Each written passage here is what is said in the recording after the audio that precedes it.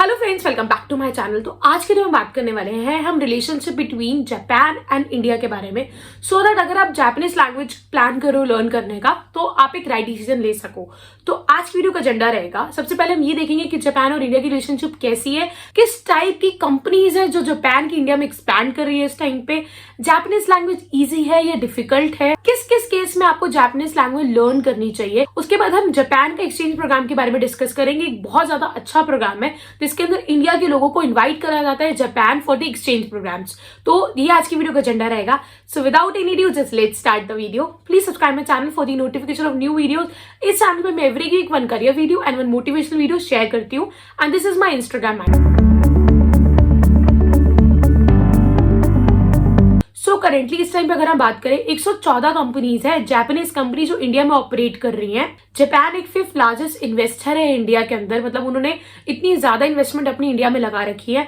और अगर हम नोट करें 2010 से लेके तो $36.2 बिलियन वो इस टाइम तक इन्वेस्ट कर चुका है इंडिया के अंदर। अगर हम सेक्टर्स को देखें कि कौन से सेक्टर में ये सबसे ज्यादा इन्वेस्टमेंट है, तो सबसे पहले ऑटोमोबाइल के अंदर है, इलेक्ट्रॉनिक के अंदर है, डिजाइन एंड मैन्युफैक्चरिंग में है, मेडिकल डिवाइसेस के अंदर है, consumer good, textile and manufacturing unit में है, फूड प्रोसेसिंग एंड केमिकल्स। ये कुछ इंडस्ट्रीज है जिसके अंदर जापान अभी तक इन्वेस्टमेंट कर रहा है।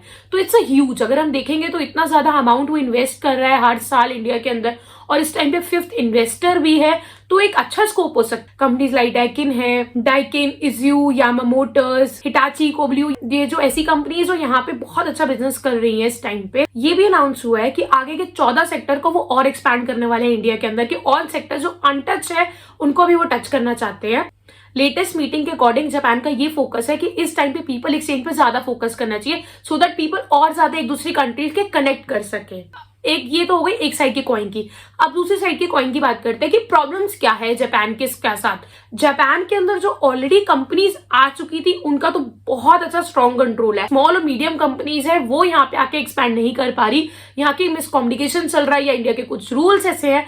एक्चुअली इंडिया के रूल्स बहुत ज्यादा कॉम्प्लेक्स है। एक कंपनी को, एक बाहर की कंपनी जब इंडिया में आती है तो उसके लिए रूल्स बहुत ज्यादा कॉम्प्लेक्स है कि उनको ये कराना है, वो करवाना है, वो चीजें टाइम पे नहीं हो पाती तो कंपनी को एक सर्टिफिकेट नहीं मिल पाता।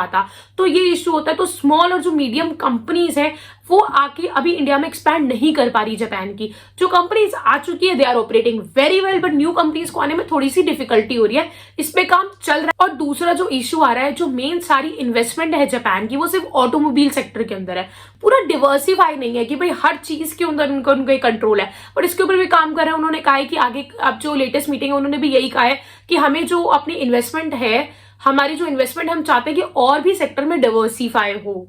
इस समय ये क्लियर होता है कि जापान और इंडिया की रिलेशनशिप में क्या चल रहा है। कुछ हमारे पास प्रॉस भी है और कुछ हमारे पास कॉन्स भी हैं। अब बात आती है कि जापानीज लैंग्वेज एक इजी लैंग्वेज है या डिफिकल्ट लैंग्वेज है। तो जापानीज एक डिफिकल्ट लैंग्वेज है। मैं ऑलरेडी अपनी वीडियोज में बता चुकी हूँ। जिस लैंग्वेज के अंदर उनका अपने कैरेक्टर्स है, अपने अल्फाबेट्स है, वो लैंग्वेज सीखना थोड़ा सा मुश्किल हो जाता है। जापानीज लैंग्वेज का भी यही है, उनका भी एक अल्फाबेट, अपना अल्फाबेट सिस्टम है, तो उसको थोड़ा सा डिफिकल्ट हो जाता है। It really takes time to excel in this language.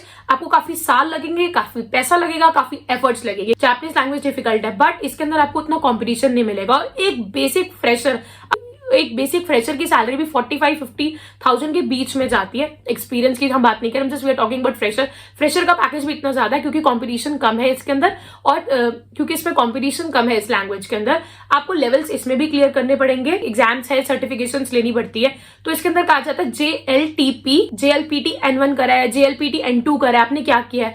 But जो कंपनीज है उनकी रिक्वायरमेंट होती है, जो ज्यादा सैलरीज दे रही है वो N2 की डिमांड करती है कि N2 आना चाहिए। जो आपको 40-45 तक दे रही है वो कह रही है एटलीस्ट आपको N1 आना चाहिए। तो जितना ज्यादा आप सर्टिफिकेशंस करोगे उतनी ज्यादा आपके सैलरी पैकेजेस होंगे। जब मैंने जिनको जापानीज आती है उन लोगों से मैंने बात करी और उनसे पूछा कि आपको कितना टाइम लगा जापानीज लैंग्वेज आने में, तो उनका रिस्पॉन्स ये था उनको एटलीस्ट 3 years लगे। उनको 3-3.5-4 साल लगे, कईयों को 3 साल लगे, कईयों को 3.5 लगे, किसी को 4 भी लगे उनको N1 पहुंचने में। तो यस, मैंने जैसे कहा आपके इसके अंदर टाइम भी लगेगा, एफर्ट्स भी लगेंगे, मनी भी लगेंगे, पर बाद में उसके अंदर आपको फिर सैलरी पैकेजेस भी अच्छे हैं उसके अंदर। अगर आपको लगता है आपके पास टाइम है, एफर्ट दे सकते हो, तो आप इस लैंग्वेज में जाओ, क्योंकि इसके अंदर बहुत ज्यादा ड्रॉप आउट्स होते हैं इस लैंग्वेज में, क्योंकि ये डिफिकल्ट है, टाइम लगता है, उतना लोगों के पास पेशेंस नहीं होता सीखने का। और उससे पहले जब भी आप लैंग्वेज सीखना चाहते हो, पहले आप उसके कल्चर को समझो कि आपको उसके कल्चर में मजा आ रहा है। तो आप उस लैंग्वेज के टूवर्ड्स जाओ। अगर आपको कल्चर ही नहीं समझ आ रहा, कल्चर में मजा नहीं आ रहा, इंटरेस्ट नहीं आ रहा, तो इस तरफ जाने का कोई बेनिफिट नहीं है। अब हम बात करते हैं जापानीज एक्सचेंज प्रोग्राम के बारे में, जिसको जापान बहुत ज्यादा प्रमोट कर रहा है। जापान ने 1987 के अंदर इस प्रोग्राम को स्टार्ट किया था सो दैट की कल्चरल बैरियर्स कम हो, और इसने ये बहुत सारी कंट्रीज में स्टार्ट किया था कि सो दैट की जो यंग जनरेशन के लोग हैं वो जापान आ सके उनके एक्सचेंज प्रोग्राम्स के लिए, कि दो नेशंस के लोगों के अंदर अवेयरनेस बढ़े एक दूसरे के नेशंस के लिए, and they ask them to bring closer, कि वो सारे क्लोज आए। अगर आप इंटरेस्टेड हो जापान के एक्सचेंज प्रोग्राम के लिए, एम्बेसी ऑफ जापान जो इंडिया के अंदर है वहां पे आप विजिट कर सकते हो। वहां पे आप उनकी एलिजिबिलिटी क्राइटेरिया चेक कर सकते हो उनकी वेबसाइट पे जाके, उसके बाद उनका फॉर्म अप्लाई कर सकते हो, उनकी डेट्स होती हैं। किसी के एक्सपीरियंस से बता रही हूँ, उसने अप्लाई किया था जापान में, वहां जाके उसको एक स्मॉल अपार्टमेंट मिला, उसको बहुत अच्छा एक्सपीरियंस मिला। ALT मतलब they send you for the assistants, वहां पे आपको असिस्टेंट की पोजीशन के लिए भेजेंगे विद टीचर के लिए। तो उसने वहां पे अप्लाई करा, उसको जापान के एक स्मॉल नेबरहुड में भेजा गया। They paid a very good amount to that person, और ऊपर से वहां पे उसको हाउस दिया गया रहने के लिए। उसके बाद आगे मूव ऑन करना तो उसको, तो उसने मूव ऑन करा, काफी अच्छा टाइम वो रही वहां पे, वहां पे वो काफी अच्छा टाइम रही। और उसके बाद से वो ये कहती है प्लीज एटलीस्ट इसके अंदर आप जरूर ट्राई करो। आपको जापानीज लैंग्वेज थोड़ी बहुत भी आती है और थोड़ी बहुत इंग्लिश अगर आपको अच्छी आती है तो आप आराम से वहां पे जा सकते हो, उनकी एलिजिबिलिटी क्राइटेरिया में ट्राई कर सकते हो। मैं उनकी एलिजिबिलिटी का लिंक मैं आपको लीव कर दूंगी डिस्क्रिप्शन बॉक्स में, जरूर चेक करो और एक बार जरूर अप्लाई करो अगर आप जाना चाहते हो। ऐसे हर लैंग्वेज वाले अपनी एक एक्सचेंज प्रोग्राम निकालते हैं। अगर आप उनके एम्बेसी में जाओगे, उनके एम्बेसी में विजिट करोगे तो आपको ये सारी नॉलेज मिलेगी। अगर आपके पास अभी भी कोई क्वेरी और या कोई डाउट है, you can just right me in the comments.